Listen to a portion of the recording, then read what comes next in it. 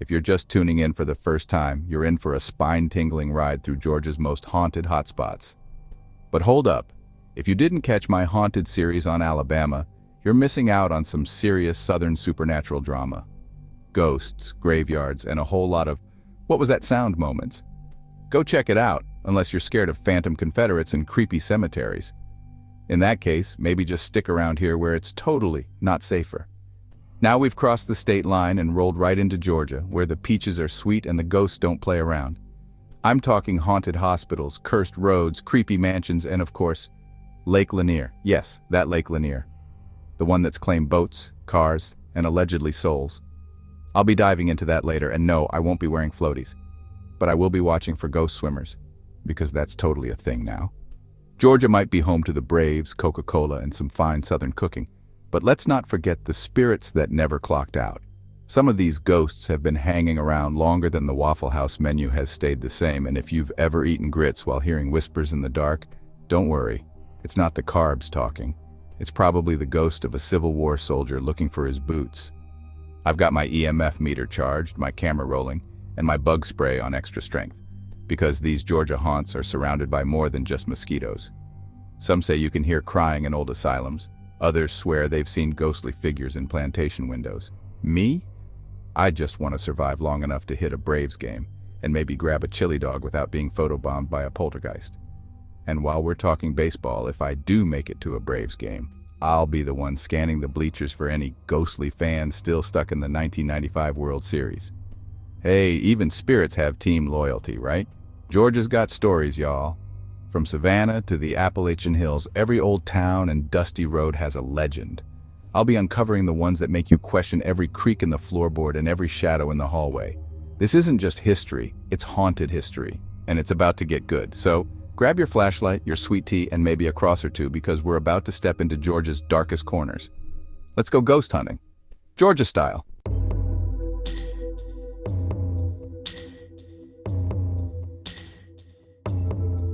Welcome to Screamville. Our first stop on this ghostly tour takes us to Savannah, Georgia, a city practically oozing with history. And trust me, the Sorrel Weed House is like the prom king of haunted houses. Constructed between 1835 and 1840, the house was the brainchild of architect Charles B. Kluski, who clearly believed that if you're going to build a house, you might as well make it grand enough to host both the living and the dead. Commissioned by Francis Sorrel, a wealthy shipping merchant with a flair for the dramatic, the house stands as a testament to Greek Revival and Regency architecture. With its stately columns and elegant design, it's no wonder the house was among the first two in Georgia to be designated as a state landmark in 1954. Francis' personal life was as tumultuous as a southern summer storm. After the death of his first wife, Lucinda Moxley, he married her younger sister, Matilda, a decision that would make even a soap opera writer raise an eyebrow. The plot thickened when Matilda allegedly discovered Francis in a compromising situation with Molly, one of their enslaved servants. Distraught, Matilda reportedly leapt from the second-floor balcony, meeting a tragic end. Molly's fate was equally grim. She was found dead shortly thereafter, under mysterious circumstances. These events have fueled tales of hauntings and spectral sightings ever since. Visitors and paranormal enthusiasts flock to the house, drawn by reports of ghostly apparitions, disembodied voices, and the occasional cold spot that's not caused by Savannah's air conditioning. Some claim to see Matilda's sorrowful spirit wandering the halls, while others report eerie sensations in the slave quarters, where Molly's presence is said to linger. It's the kind of place where your EMF detector might just need a therapist. The house wasn't just a backdrop for personal tragedies, it also played a role in the broader tapestry of American history. Francis's son, Moxley, grew up in the house and later became one of the youngest generals in the Confederate Army during the Civil War. His memoir, Recollections of a Confederate Staff Officer, offers insights into the era, though one can't help but wonder if he ever mentioned the family ghosts. In a twist that would make any Hollywood director proud, the house made a cameo in the 1994 film Forrest Gump. The opening scene, featuring a feather floating gracefully through the Savannah sky, was filmed from the rooftop of the house. It's perhaps the only time a feather has upstaged a ghost. After changing hands several times, the house was opened to the public in 1940 by the Society for the Preservation of Savannah Landmarks, marking the beginning of its life as a museum. Today it offers both historical tours and ghost tours, catering to those interested in architecture and those more intrigued by apparitions. It's a place where you can admire fine molding by day and hunt for spirits by night. The house continues to captivate and spook visitors from around the world. Whether you're drawn by its architectural beauty, its tragic history, or the chance to encounter something otherworldly, the house offers a unique glimpse into Savannah's complex past. Just remember, if you hear footsteps behind you on the tour, it might not be the person in front of you. It could be one of the house's permanent residents. The entire neighborhood surrounding the house, particularly Madison Square, is considered one of the most haunted areas in Savannah. Madison Square sits atop the site of the 1779 Siege of Savannah, a bloody Revolutionary War battle where hundreds of soldiers perished. It's believed that many of these soldiers were hastily buried in mass graves right under the square. Some accounts even suggest that wounded soldiers were buried alive due to the chaos of war. This grim history contributes to the area's haunted reputation. Visitors and locals alike have reported eerie experiences in Madison Square. Common sightings include shadowy figures, sudden cold spots, and unexplained sounds like phantom gunshots and cannon fire. These phenomena are often attributed to the restless spirits of the soldiers buried beneath the square. Savannah's haunted reputation isn't limited to Madison Square. The city is often referred to as built upon its dead, because many of its buildings and streets are constructed over old cemeteries and burial grounds. So, if you ever find yourself in Savannah with a penchant for history and a tolerance for the supernatural, the Sorrel House awaits. Just don't forget to tip your ghost tour guide, and maybe leave a light on when you get back to your hotel.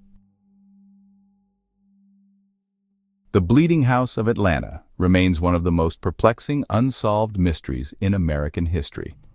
On the night of September 8, 1987, Minnie and William Winston, a retired couple in their late 70s, experienced something deeply disturbing in their home at 1114 Fountain Drive. Minnie had just finished a bath around 11:30 p.m. when she stepped onto the bathroom floor and found it slick with a red liquid. To her horror, the substance appeared to be blood, and it wasn't confined to the bathroom. The couple discovered it in the hallway, kitchen, living room, bedroom, basement, and even the crawl space, dripping from walls, pooling on floors, and seeping from under appliances. They immediately called 911.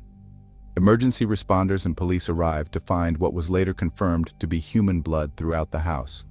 Lab tests identified the blood as type O, while both Minnie and William were type A, ruling them out as the source. There were no signs of injury, no evidence of a break-in, and no malfunction with William's dialysis equipment, which was often cited as a potential explanation. Detectives, including Steve Cartwright, were baffled. The home had been locked and alarmed since 9:30 p.m., and the alarm had not been triggered. No source for the blood was ever found. The police eventually closed the case without explanation, and the Winstons never experienced another incident like it. Over the years, theories have ranged from elaborate hoax to paranormal activity. Skeptics suggested the possibility of a prank involving stolen blood, perhaps by a family member with access to medical supplies, but no motive or evidence supported this. Paranormal investigators speculated about hauntings or symbolic manifestations tied to the home's history, including a former resident who suffered internal bleeding after a racially charged car accident in the 1950s. Despite media attention and ongoing fascination, the mystery remains unsolved. The case has been featured in various articles and discussions, but no definitive answers have emerged. To this day, the Bleeding House stands as a chilling and unexplained phenomenon in Atlanta's history. Bonaventure Cemetery, located in Savannah, Georgia, began its afterlife in 1846 as Evergreen Cemetery, a private enterprise established on 70 acres of the former Bonaventure plantation. Designed in the Victorian style with curving pathways and lush greenery, it was a place where families would picnic among the dearly departed, because nothing says family fun like cold cuts and crips. In 1907, the city of Savannah purchased the cemetery, expanding it to nearly 103 acres and renaming it Bonaventure Cemetery. It has since become a world-famous tourist destination known for its historic significance, notable burials, and haunting beauty. Gracie Watson was born in 1882, the only child of W.J. and Frances Watson, who managed the Pulaski House Hotel in Savannah. Gracie was the hotel's unofficial mascot, charming guests with her vivacious personality. Tragically, she died of pneumonia in 1889 at the tender age of 6. Her grief-stricken father commissioned sculptor John Waltz to create a life-size statue of Gracie, based on a photograph. The result was so lifelike that visitors have reported feeling as though the statue's eyes follow them. A comforting or creepy thought, depending on your perspective. Savannah is often dubbed America's most haunted city, and Bonaventure Cemetery contributes to that reputation. Among the spectral residents, Little Gracie is perhaps the most famous. Visitors have reported sightings of a young girl in a white dress, playful laughter echoing through the trees, and even the statue shedding tears. A phenomenon that, if true, would certainly warrant a tissue sponsorship. Some say that removing offerings from Gracie's grave brings misfortune, leading many to leave behind toys and trinkets to appease her spirit. It's the only place where littering is not only accepted but encouraged as long as it's done respectfully. According to long-standing local tales, the life-size statue of Little Gracie Watson at Bonaventure Cemetery has been seen weeping tears of blood. Visitors over the years have claimed that on certain nights, especially around the anniversary of her death or during full moons, the statue appears to cry, and some even say the tears are red like blood. Some have also reported seeing streaks down her cheeks that looked like rust-colored tears, especially after a heavy rain. Cue the dramatic organ music. Built in 1821 by Eleazar Early, the building originally served as the City Hotel, Savannah's first hotel and home to the city's inaugural post office and a branch of the Bank of the United States. Notable guests included naturalist John James Audubon, who stayed for 6 months while selling his wildlife sketches. Over the years, the building transformed from a hotel to a hospital during yellow fever outbreaks, then to various businesses, before finally becoming the Moon River Brewing Company in 1999. Toby is the most famous ghost at Moon River. Staff and visitors have reported seeing this shadowy figure lurking in the basement, often accompanied by sudden cold spots and disembodied voices. One guest even claimed that half of her body turned icy cold while hearing unintelligible whispers. On the upper floors, a glowing apparition known as the Lady in White, believed to be a hotel worker from the late 1800s, has been seen floating through walls and ceilings. She's even been photographed by patrons. In the 1830s, a gambler named James Stark was shot by Dr. Philip Minnis after a heated feud.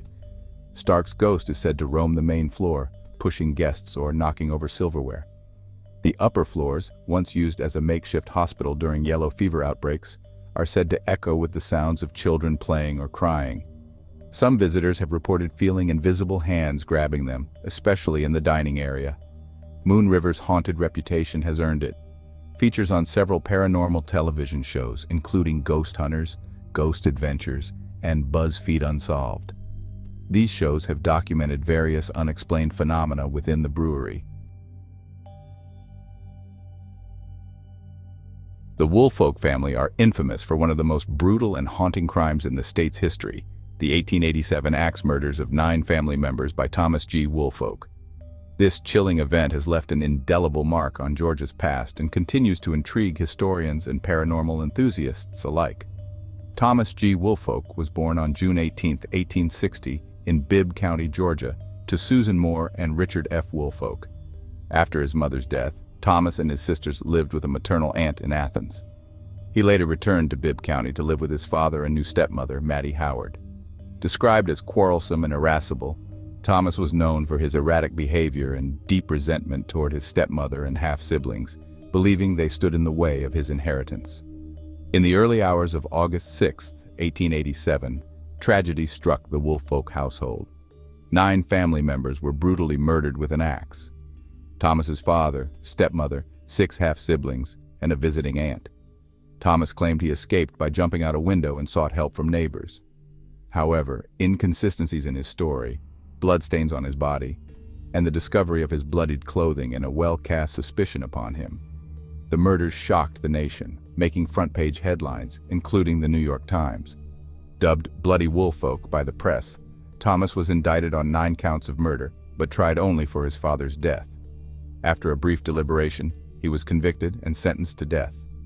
Despite appeals, he was hanged on October 29, 1890, in Perry, Georgia, before a crowd of thousands.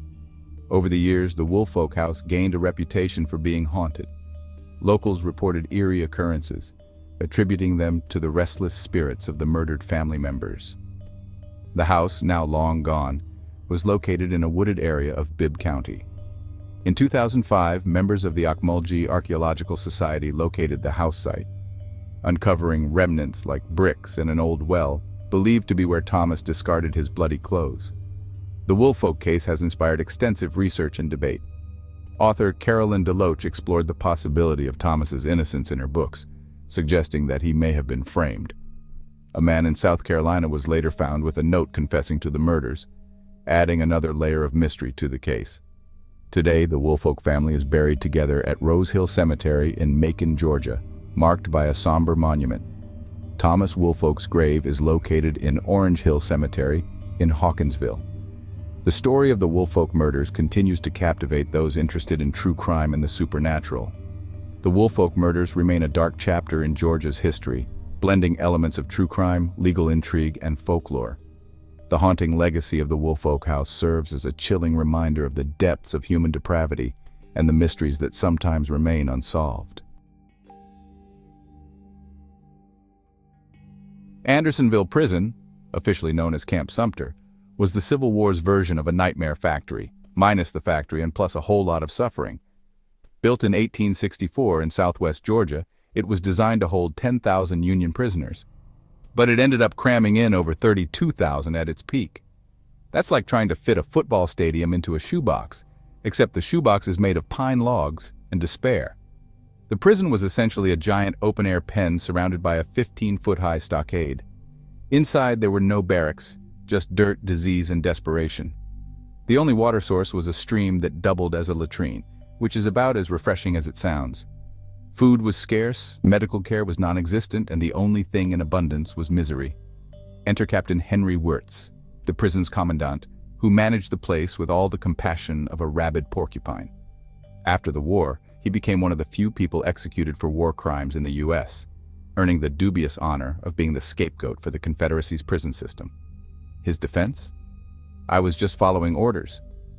Not exactly a get-out-of-jail-free card. Life inside Andersonville was so grim that prisoners formed their own gangs.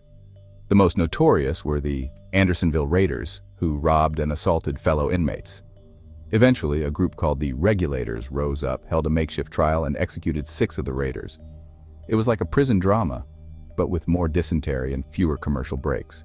Speaking of dysentery, nearly 13,000 of the 45,000 Union soldiers imprisoned at Andersonville died from disease, malnutrition, or exposure.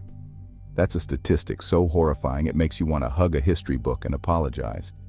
The dead were buried in mass graves, and the cemetery now holds over 13,000 markers, many labeled unknown. Given all this, it's no surprise that Andersonville is considered one of the most haunted places in Georgia. Visitors report hearing phantom footsteps, disembodied voices, and even the smell of unwashed bodies, though that last one might just be the gift shop. Some have claimed to see apparitions of emaciated soldiers wandering the grounds, still searching for relief that never came. One particularly eerie tale involves the ghost of a raider who was executed by the Regulators.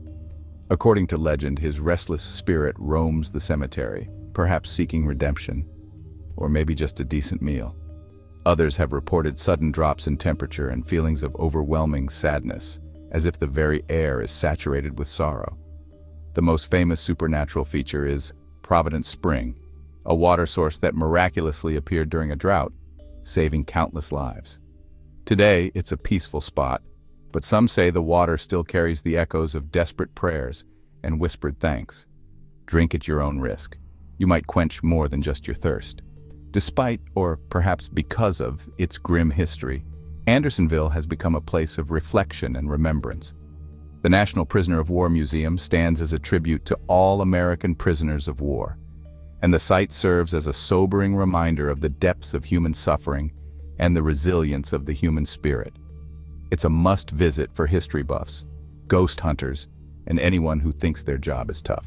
So, if you ever find yourself in Georgia with a hankering for history and a tolerance for the macabre, Andersonville awaits. Just remember to be respectful. You're walking among the shadows of the past, and they might just be watching you back.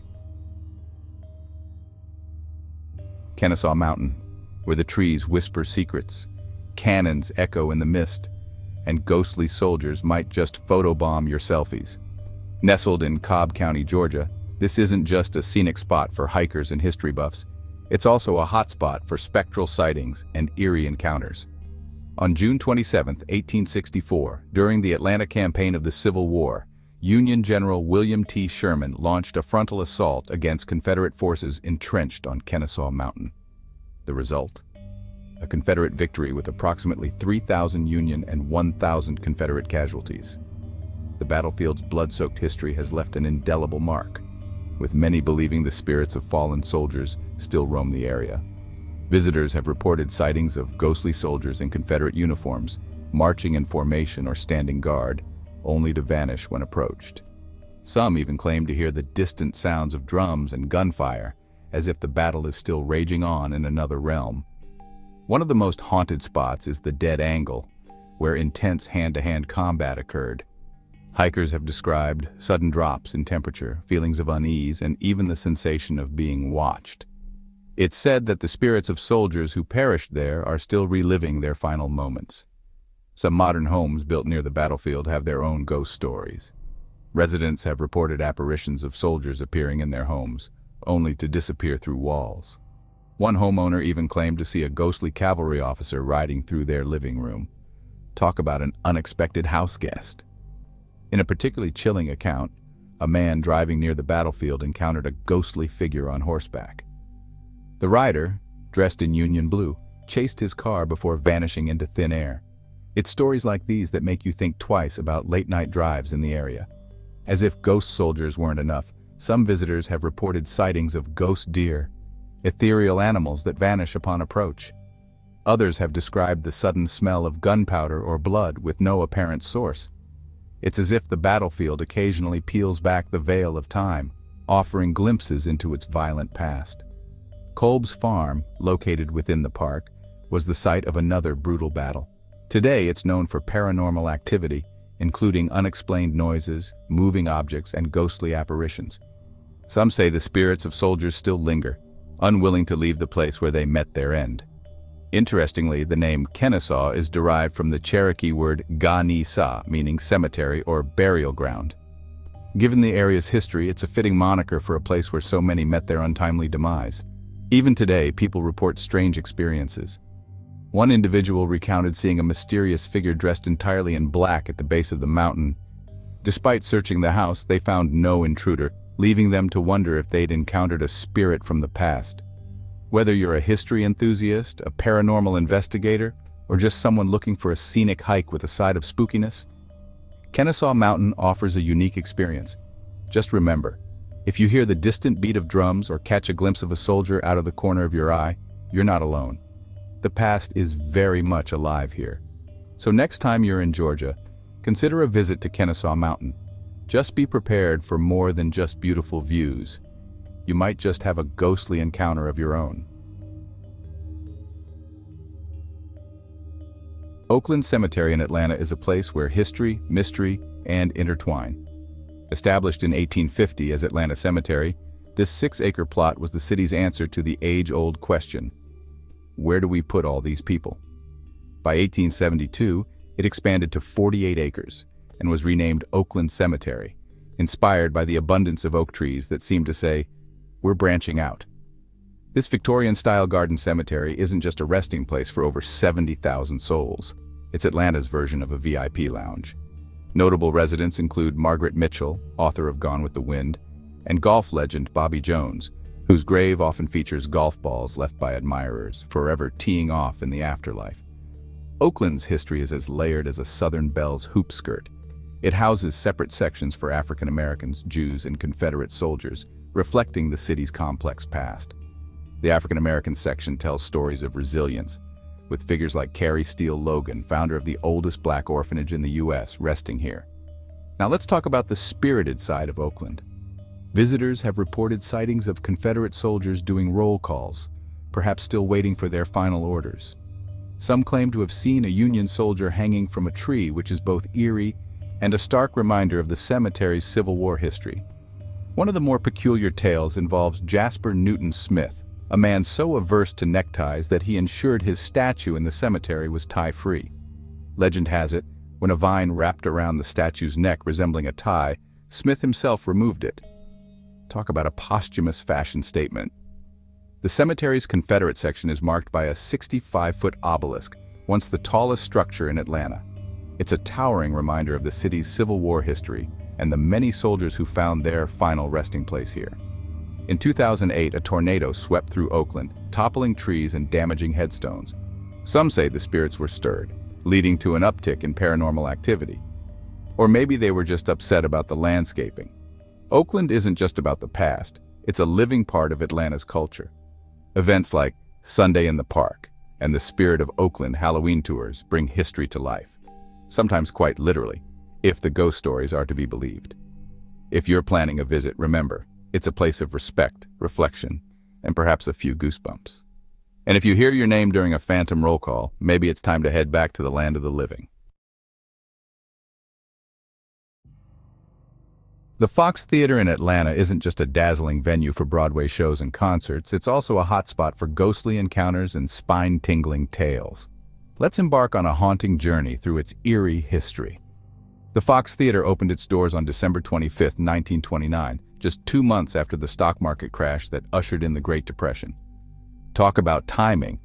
Originally intended as a shrine temple, financial woes led the Shriners to lease it to movie mogul William Fox. Unfortunately, Fox's own empire crumbled, and by 1932, both he and the theater were bankrupt.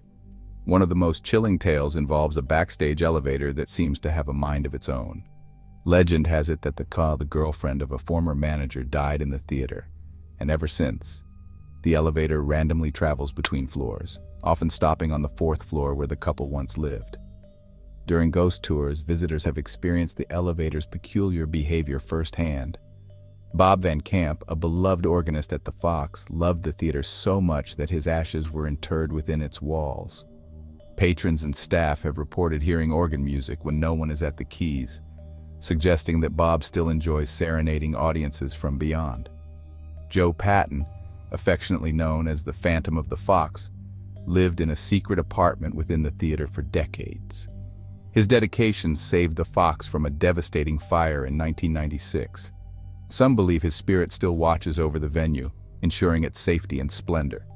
Like many theaters, the Fox keeps a ghost light illuminated on stage when it's unoccupied. While it's a safety measure to prevent falls, it's also said to appease the spirits that linger, giving them a spotlight for their after-hours performances. Visitors have reported sudden cold spots, unexplained footsteps, and fleeting shadows in the theater's corridors. Some even claim to have seen apparitions in period clothing, perhaps former patrons who never left their favorite seat. The theater's coal room, a stop on the ghost tour, is notorious for its eerie atmosphere. Artifacts from 1929 remain untouched, and some guests have felt an overwhelming sense of unease, as if they're being watched by unseen eyes. Another spine-chilling spot is the old hospital room, still filled with medical equipment from the theater's early days. It's a haunting reminder of the past, and some say they can hear faint whispers or feel a sudden drop in temperature upon entering. Performers have reported seeing shadowy figures in the balcony during rehearsals, only for them to vanish upon closer inspection. Perhaps these are the spirits of theater-goers who couldn't resist one more show. The Fox Theater's rich history and opulent design make it a treasure of Atlanta, but it's the lingering spirits and unexplained phenomena that add an extra layer of intrigue. Whether you're a skeptic or a believer, the tales of the Fox's haunted past are sure to captivate and entertain. And that wraps up part 1 of the most haunted places in Georgia. If your spine isn't tingling yet, just wait. We're only scratching the surface. Georgia's got more ghosts than a Halloween clearance bin at Walmart. From phantom hitchhikers to ghostly generals still marching through time, this state has no shortage of restless souls, and we're just getting warmed up. Now I know what you're thinking. Where's Lake Lanier? Trust me, we're going there. I promise. But first, we had to ease into the haunted madness like dipping a toe into a haunted hot spring. I mean, we couldn't just start with cursed water that eats boats and throws people off jet skis. That's like leading with dessert, delicious but bad for pacing. But don't worry. There's plenty more ghostly goodness where this came from. Georgia has layers of paranormal activity like a haunted onion, if onions made you scream instead of cry. If you've enjoyed this ghost tour so far, hit that like button like you're slamming the door on a poltergeist. Subscribe so you don't miss part 2, where we go even deeper into Georgia's spooky past. And share this with your bravest friend, the one who always says ghosts aren't real, and then jumps at their own shadow when the lights go out. Also, let me know in the comments if you've ever had a creepy experience in Georgia, or if you are a ghost watching this and feel misrepresented. I'm open to haunt mail. Alright y'all, I'm off to grab some holy water and a flashlight. Stay spooky, stay safe, and I'll see you in part 2 where, yes, we are finally going to Lake Lanier. Pray for me.